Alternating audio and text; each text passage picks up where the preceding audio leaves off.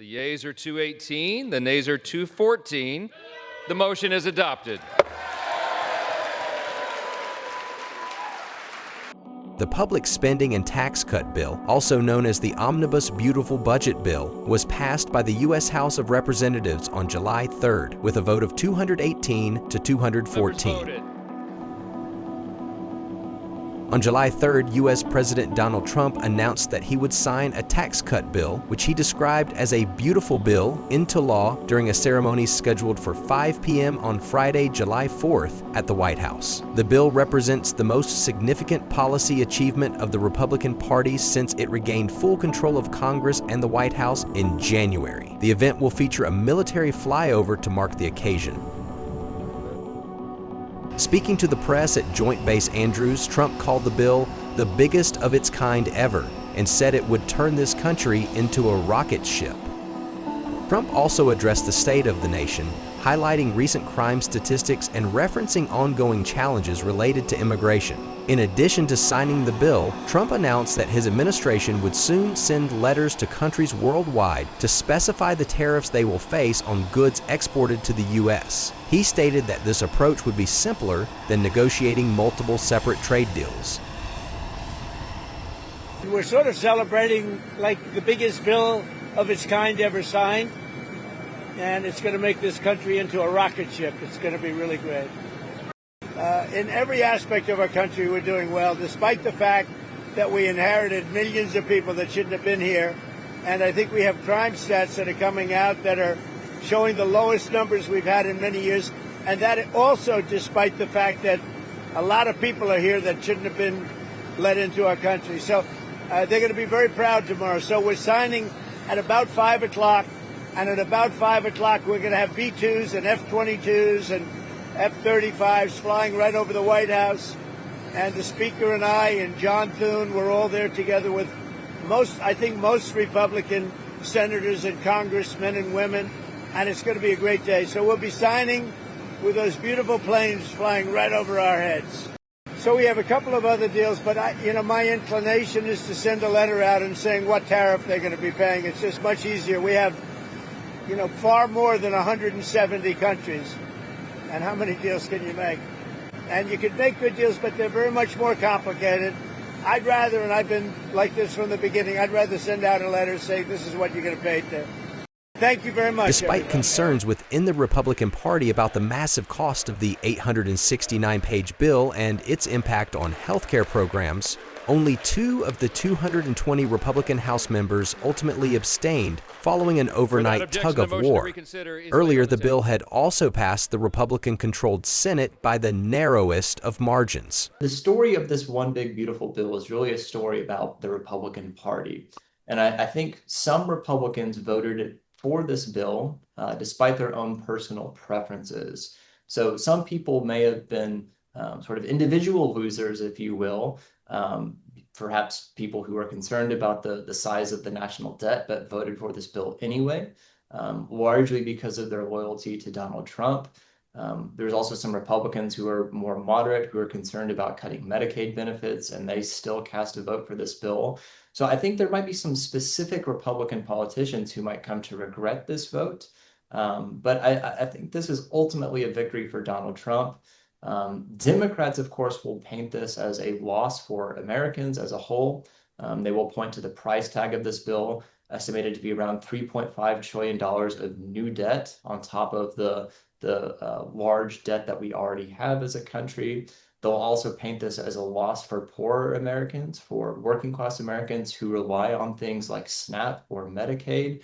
So I think that's likely to be a large part of Democrats' messaging as they seek to win back the House and perhaps the Senate in the 2026 midterms.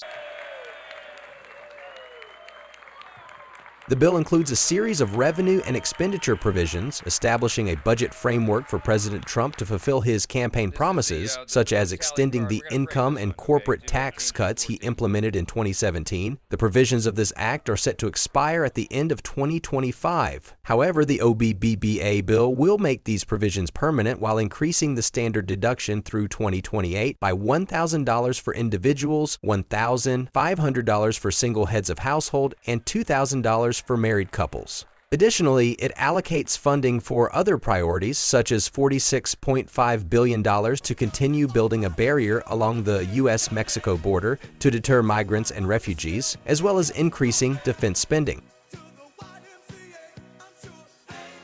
There's a lot of attention on this bill about what it does in the sort of immediate sense. So the extension of the tax cuts from 2017, the introduction of this provision of no taxes on tips or overtime up to a certain point. But I think people are perhaps ignoring the potential effects of this bill on the overall fiscal health of the nation. So this adds quite a bit of money to the national debt. This is something that Republicans in particular struggled with. The Republican Party oftentimes paints itself as the party of fiscal responsibility. And so lots of Republicans who are admittedly concerned about the size of the national debt really took a tough vote here in voting to support something that will actually increase rather than decrease the size of the national debt. And so I think that's going to be a really interesting political dynamic. I think there's a chance that this bill could hurt Republicans in the 2026 election. I think Democrats are going to do everything they can to make sure that this bill does hurt Republicans in the 2026 election. I think Democrats are going to adopt a bit of a populist message themselves, saying that Republicans are extending taxes and giving new taxes to the wealthiest Americans while hurting the medical benefits for poorer Americans. And so I think that is a political tactic that is likely to be successful for Democrats. I think lots of Republicans are aware that this is a likely political attack that they'll face. And I suspect that there will be some Republicans who lose their seat in Congress over this vote. Ultimately, who's declared to be the winner in terms of this one big, beautiful bill is something that we're going to have to wait and see. I think both Republicans and Democrats are very eager to begin selling this to their constituents. Republicans are going to try to run on this bill's tax cuts. They're going to say that this is giving more money to Americans.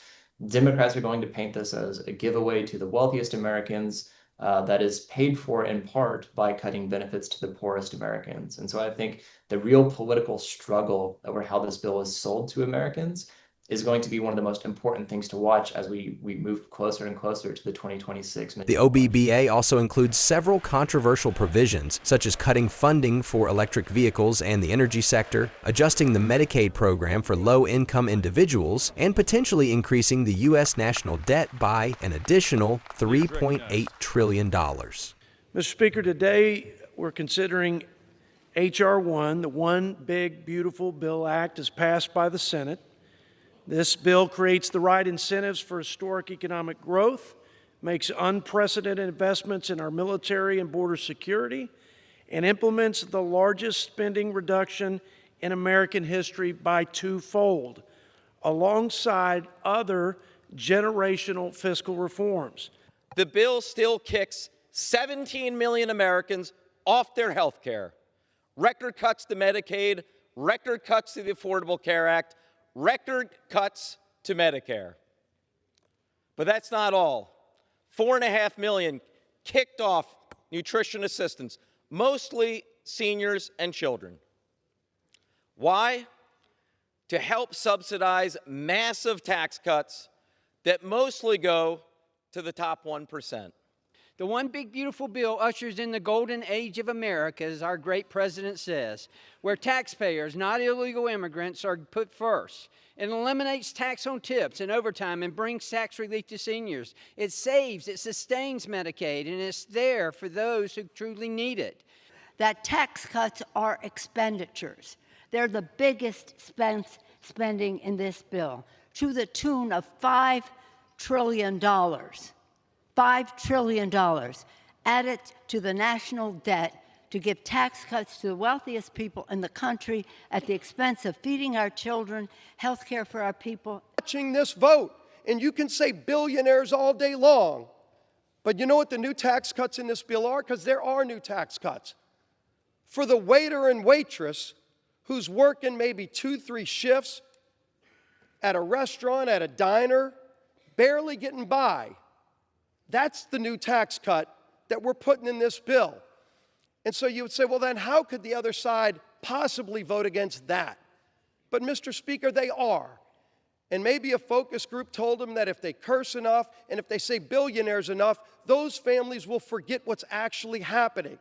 But they're not going to forget because they're paying attention. This bill represents the largest cut to health care in American history. It's an all-out assault on the health care of the American people, an assault on Medicaid, an assault on Medicare, an assault on the Children's Health Insurance Program, an assault on the Affordable Care Act, an assault on Planned Parenthood and the health care of women all across the United States of America, an unprecedented assault on the American people and their health care. After weeks of silence following. However, U.S. House Speaker Mike Johnson and Trump led a coordinated effort to secure the support of dissenting Republican members to pass the bill. Accordingly, Trump personally called lawmakers in the early morning of July 3rd. U.S. Vice President J.D. Vance also actively participated in the effort to push for the bill's passage. According to analyses, the new spending and tax cut bill primarily benefits businesses and high civic households, while low-income households, the healthcare sector, and clean energy industries may face greater challenges.